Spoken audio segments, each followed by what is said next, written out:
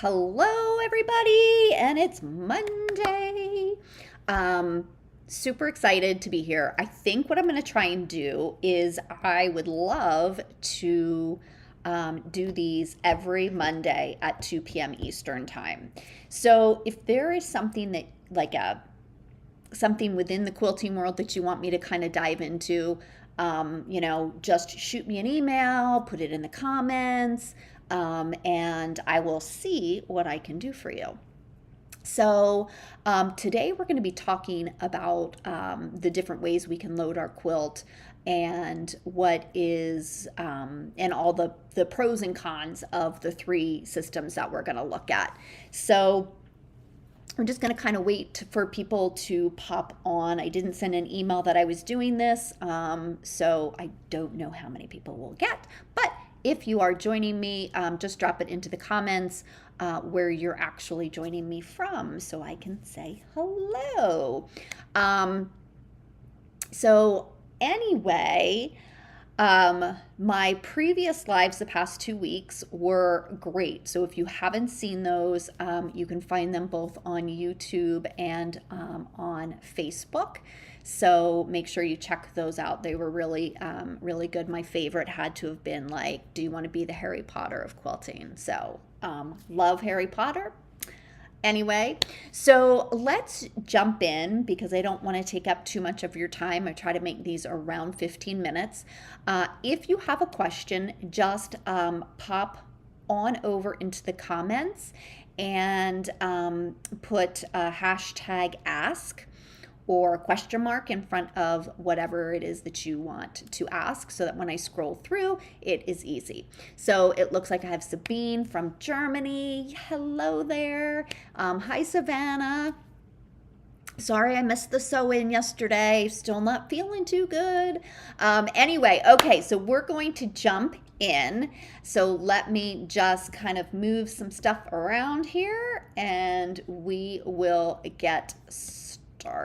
Let's move that. All right, so there we go. All right, so we are talking about quilt loading and we're going to explore loading with pins, loading with zippers, and loading with leader grips.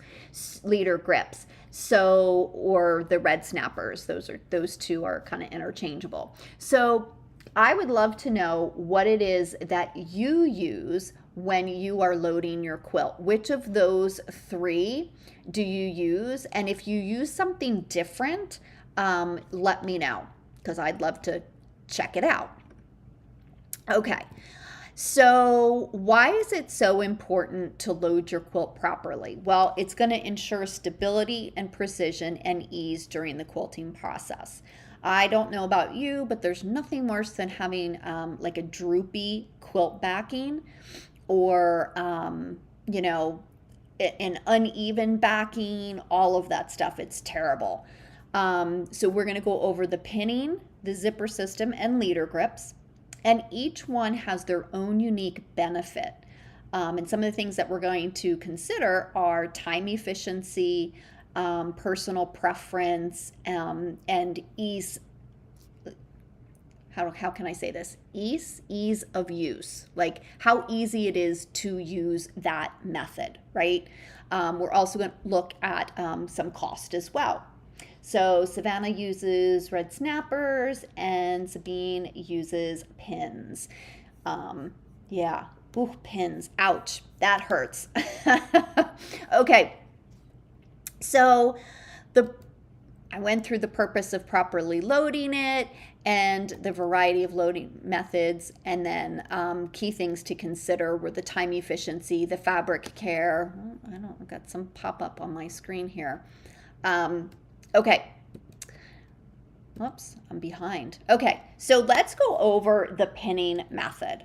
Okay, so the pinning method is like that is the traditional method that we used before the invention of the zippers and the leader grips for our machines. When we use straight pins to attach the quilt backing to the leaders, right? And when I first started quilting, I used T-pins but they really, really hurt when you stab yourself. So I moved to flower head pins. Now, I'm not going to say that flower head pins are less, that they hurt less than. They still hurt when you get poked, but I think not quite as much as the T-pins, okay? So Sabine, I'd love to know what kind of pins you're using for loading your quilts. So let's look. Some of the advantages, obviously, for using pins is the cost, right? Pins are relatively inexpensive, and we can just go and buy some new pins at Joann's, Michael's. So pins are definitely cost effective, and they actually provide a really secure attachment. If you want to look at some of the disadvantages of pinning, it really is time intensive, regardless of whether you're floating your quilt or not. And we do risk sticking ourselves with the pin and getting blood on our quilt or our quilt backing. So believe me, I kind of go back and forth. I have, and we're going to talk about the zippers in a minute, but I have zippers, and sometimes I will just pin to the zippers, but I don't really like to do that. So let's go over, oh, they came with, they're handy. So, okay, so Sabine says her pins came with the machine. Okay. Okay, so the zipper method, right? This is really efficient and reusable. This is, again, the system that I like to use. So zippers are actually attached to the quilt backing and the leaders, right? This enables us for easy loading and removal. So I used my sewing machine to actually baste the zipper onto the backing fabric. So you have to use a long stitch, but basting it to the zippers is great. So when I was doing this as a business, I had my sister-in-law come and she would sew zippers onto all the quilts that I was going to do that week. So that way I could really move through them quickly. I would just zip them on and zip them off. So it's a huge advantage versus the pinning. Now, I also know some people staple their backing fabric to their zippers. I have never done this before, but I have heard of people doing that. So I can't attest to whether that's good or bad. Or maybe they were stapling it to their leaders. I don't remember now. So the zippers also provide consistent alignment. So if you have to remove your quilt from the frame for any reason, you know that you're going to put it back on the same exact way, right? So that's a huge advantage, because I typically try not to take it off the quilt or off the frame, but if I have to, I want to know that I'm putting it back on the same exact way. So one of the disadvantages is the initial setup cost. Also, some people think that attaching the zippers to the leaders is difficult, and I wouldn't say that it's difficult. I sewed mine on with my long arm and the help of a friend. So it's not, I wouldn't say that it's a one-person job. I guess you could do it, but if you have a friend to help you put them on, it is much better. Let's move on to the leader grip method, right? Leader grips are streamlined, time-efficient method of loading, right? This is where a rod is inserted into the leaders and then clamps or grips are used to attach the backing fabric over those rods. Some advantages: it is fast and ideal for all backing fabrics. Um, one of the disadvantages is, and this was my own personal experience, so I'd like to know what you guys think. The grips need to be broken in, right? So when you initially get them, you need some serious hand strength to attach the grips, is what I found. There is also, just like the zippers, there is a significant cost of the initial setup. Okay, so that's the leader grips. Now let's compare these loading methods, right? So the zippers and leader grips are definitely more time efficient for loading your quilts. But if you want to look at cost, obviously the pins are most cost effective.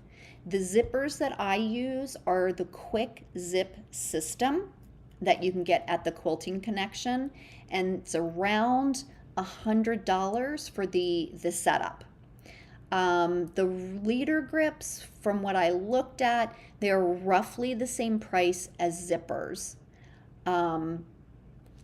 So those, again, if we're just starting our business, pins are a great way to go because they are so cost effective. Now let's talk about removal. When you go to remove your quilt from the frame, again, pins are going to take the longest to remove, with the chance of some blood. Okay. Now zippers are great if you have basted the backing on, like I said. Mark my words, the key here is a basting stitch. Then you can literally just rip it off. Okay, love that sound because it means the quilt is done. Yay, we like that. Leader grips are also really quick as you just pull the clamps off. Again, I found this can be a little bit tough if your leader grips or red snappers aren't broken in. Could also be that I have a little bit of arthritis in my hands and I don't have that much hand strength. So there is that. So let's just kind of conclude. So basically you need to tailor your choice to a couple of things, right? So you've just bought your machine. You need to consider your budget. You need to consider like your quilting frequency. Do you do this as a business? Do you like to remove your quilt before it's done for reasons such as ripping stitches out? Or maybe you have a quilt that needs to be done in a hurry before your other quilt is finished, so you have to take that one off to put the other one on.